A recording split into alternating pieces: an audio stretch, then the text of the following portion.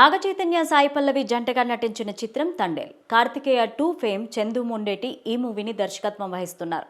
ఈ సినిమాని అల్లు అరవింద్ సమర్పణలో గీతా ఆర్ట్స్ బ్యానర్ పైన ప్రొడ్యూసర్ బన్నీవాసు నిర్మించారు.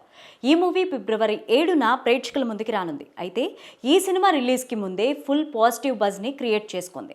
తాజాగా ఈ మూవీ సెన్సార్ పూర్తయింది. ఈ మూవీ సెన్సార్ సభ్యులను సైతం ఫ్లాట్ చేసినట్టు తెలుస్తోంది.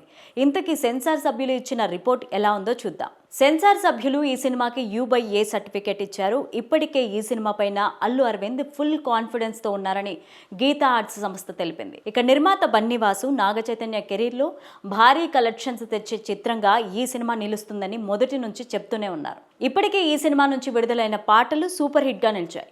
ఇక ఇటీవలే విడుదలైన ట్రైలర్ అదిరిపోయిందంటున్నారు అభిమానులు. లవ్ స్టోరీ తర్వాత నాగచైతన్య సాయి పల్లవి కాంబినేషన్లో వచ్చిన ఈ సినిమా పైన భారీ అంచనాలే ఉన్నాయి.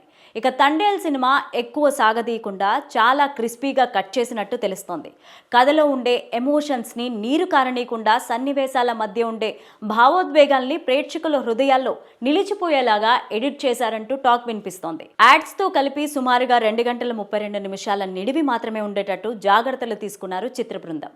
ఈ విషయం సెన్సార్ ఫార్మాలిటీస్ పూర్తి చేసుకున్న తర్వాత క్లారిటీ ఇచ్చారు. ఇక ఈ సినిమా కథ విషయానికి వస్తే కాకినాడ ప్రాంతానికి చెందిన తండేల్ రాజు అనే జాలరి పాకిస్తాన్లో ఎలా చిక్కుకుపోయారు, అతనికి సాయి పల్లవి ఎలా రక్షించుకుంది అనేది ఈ సినిమా స్టోరీ.